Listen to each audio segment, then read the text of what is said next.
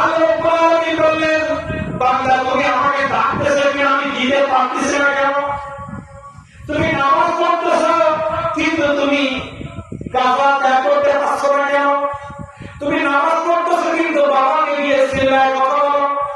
তুমি নামাজ পড়ো কিন্তু বাড়িতে গিয়ে বউ পিটাও কেন জানো? তুমি নামাজ পড়তেছো কিন্তু মাকে গালি দিচ্ছ। তুমি নামাজ পড়তেছো কিন্তু সুদ বাদ দিতে পারতেছো না। তুমি নামাজ পড়ো কিন্তু ভুল বাদ দিতে পারতেছো না। তুমি নামাজ পড়ো আমার চায় তোরা থেকে বিপদ পাও। তুমি নামাজ পড়ো কিন্তু সিরিয়াল বাদ দিতে পারবে না। তুমি নামাজ পড়ো মাকে যাও কিন্তু গানের কনসার্টে যাও তুমি বন্ধ করতে পারবে না। আল্লাহ বলছেন কেন পারবে না জানো? তোমার কলেজের ভিতরে আমি নাই।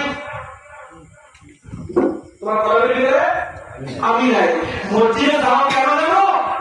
ওই বাবা মারবে তাই। আর তোমার বাবা যায় কেন জানো? প্রতিবেশী বাজে কথা বলবে তাই। হাজি সাহেব যায় কেন জানো? হজ করে আসছে, মসজিদে না গেলে হাজি সাহেব বেনামাজি। তাহলে যতক্ষণ পর্যন্ত তোমার নামাজের মধ্যে আমি আল্লাহ না থাকবো ততক্ষণ ওই নামাজ আমার কাছে আসবে না। তুমি তো নামাজ পড়তে গিয়েছো বাবা খাওয়া বন্ধ করে দিবে বলে যুবকদের জন্য।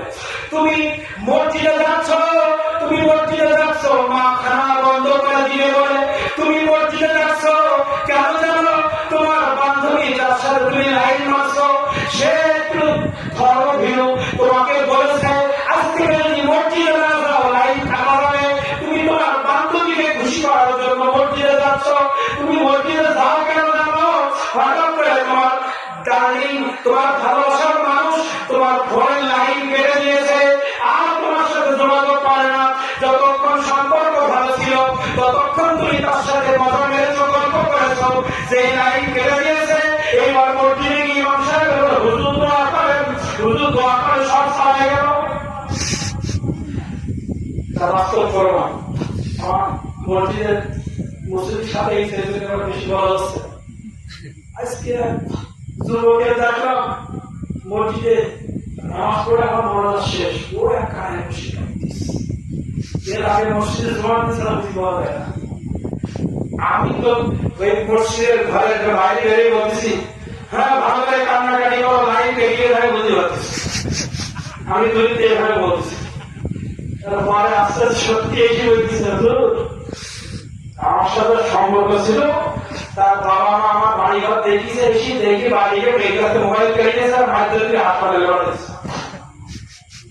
ফলে সম্পর্ক তো বাড়ি ঘর ভাবনা একটা বাবা মা দেখতো না। কিন্তু ওই মেয়ের বাবা মা কিন্তু এর সাথে আব্বু আব্বু বলে দেখিস মানে। আর এই মশালা এমন ডায়লগ দিয়েছে মনে হয় যে রাস্তাতে থাকে। কিন্তু ওই জেলা যখন এসে দেখিছে বাড়ি ঘর নেই, মেয়েকে বলেছিল ওর সাথে সম্পর্ক রাখবে আর সরে যাওয়া লাগবে। বলিস ওস্তাদ আমি বাঁচবো না, দেশের মায়ের হাসপাতালে ভর্তি, এখন মসজিদে কাঁদতেছে। বলেন এর নামাজ কবুল হবে না? এই জন্য বলছি বাবা, কেন আমাদের মন ভালো নেই? আমাদের সমাজ কেন ভালো নেই? তাফসীরুল কুরআন মাহফিল করা হচ্ছে না। প্রতিদিন ইউটিউব খুললে একজন বক্তা 4টা 5টা পর্যন্ত দিয়ে মাহফিল করতেছে। একজন বক্তা আসরের পর থেকে রাত 12টা পর্যন্ত 4টা তাফসীর মাহফিল আকাম করতেছে। হাজার হাজার তাফসীর মাহফিল, তারপরেও মানুষ কেন মসজিদ মুখ হচ্ছে না? আজকে এটাই বুঝে আলোচনা শেষ করবো। আল্লাহ তাআলা বলেন তোমার কলমে আমি নাই তো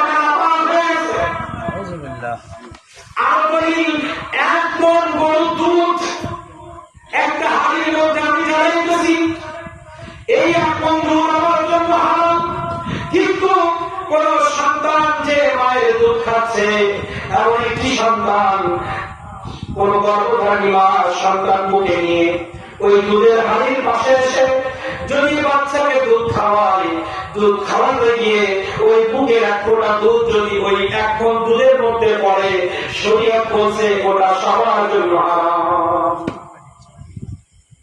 এক ফোঁটা মায়ের বুকের দুধ পড়েছে এক মণ গরুর দুধের মধ্যে, যেটা আমরা খাবো বলে জানাচ্ছিলাম। মায়ের দুধ এখানে মহিলার ব্যবসা আছে, ওই বাচ্চার মায়ের দুধ যদি ওই এক মণ দুধে পড়ে সম্পূর্ণ হারাম হয়ে যাবে। আমাকেও খেতে হবে,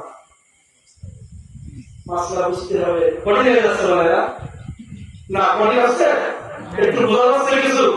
আপনি মাহফিল থেকে 2 লক্ষ টাকা রাখবে, 50,000 টাকা এই গ্রামের এই যে সরল মানুষ যারা গ্রামে দিন খায়, এরা 10 টাকা মাহফিলে দিবে, আর একজন হারাম টাকা 1 কোটি টাকা দিবে, 10 টাকা পয়সা আসতে পারবে না। এজন্য আমার রাসূলের কথা, সাহাবীদের কথা, ওলিদের কথা, হক্কানি আলেমের কথা, ওই দিন বুঝলেন হারামি টাকা দিয়ে মসজিদ বানাও, যদি কলকাতা চালু হয় ওখানে রহমত আসবে, আর হারাম টাকা দিয়ে মসজিদ তাকসীম করা রহমত আসবে না।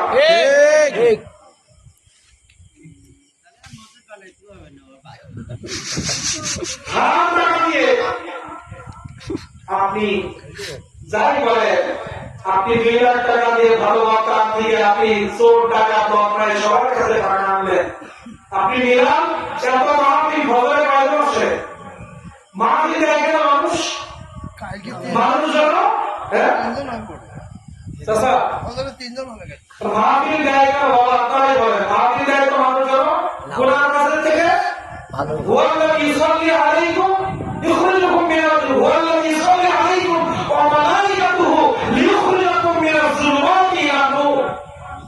আল্লাহ তাআলা বলেছে আমার ফেরেশতা আমার রহমত তোমাদের কাছে যাচ্ছে কেন? যাতে তোমরা অন্ধকার থেকে আলো দিয়ে আসো।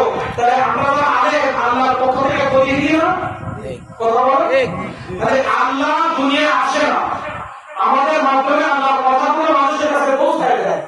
তারা বলছে আমার বাণী, আমার ফেরেশতা, আমি নিজে আমার ফেরেশতা আমার প্রতিনিধিত্ব করছে, উলামা আমার প্রতিনিধিত্ব করছে। কেন? তোমরা যদি অন্ধকার থেকে আলো দিয়ে আসো, তাহলে এত অন্ধকার আমরা অন্ধকার থেকে আলো দিয়ে আসছি না কেন? তাহলে কেন এর পিছনে কিছু ঝামেলা আছে? কি ঝামেলা? এক এক করে বলি, আমাদের সাথে মিলায় নেন। আমরা যারা জমার দিন মসজিদে আসি, মসজিদ ভরে যায় না? তো জমার দিন কানায় কানায় হয়, জমার পরে আসর মাহফিল হারিয়ে যায় কেন? কারণ কি? জমার দিন সবাই আসবে, দেখা হবে, ঠিক আছে, কিন্তু খ্রিস্টান পাদ্রী বলছিল, খ্রিস্টান সে তো বিশ্বাস করে ইসলাম নিয়ে, বলছিল যেদিন দেখবা জুমাবাদে ভক্তিও নামাজে মসজিদ ভরে গেছে, ইসলাম বিজয় লাভ করবে, কেউ টাকা রাখতে পারবে না।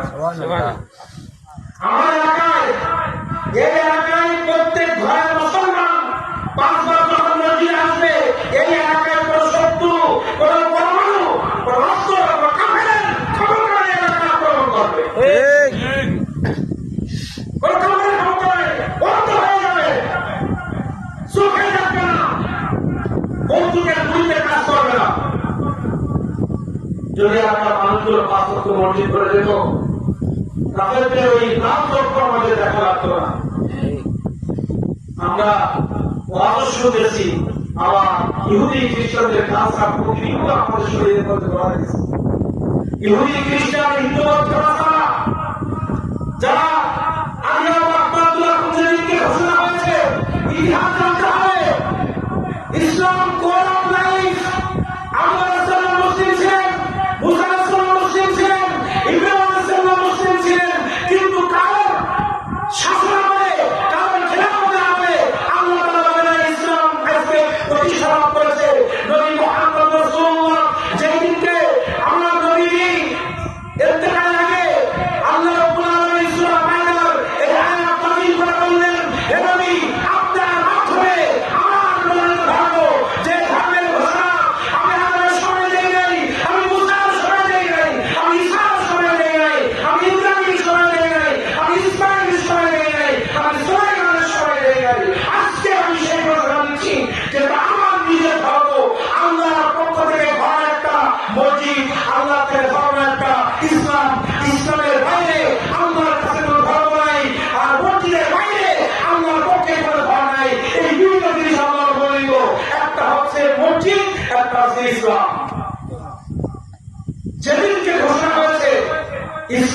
আজকের থেকে মনোনীত হলো, কায়েম হয়ে গেল পৃথিবীর জমিনে ইসলাম। আমরা যদি দিন কায়েমের ঘোষণা দিই না, আমরা কিন্তু দিন সংস্কার করি, আমরা কায়েম আমার নবীজি করে গেছে, ওইটা আমরা ঝালাই করে প্রত্যেক জায়গায় যাতে ইসলাম বাস্তবায়ন এই জন্য কাজ করতেছে।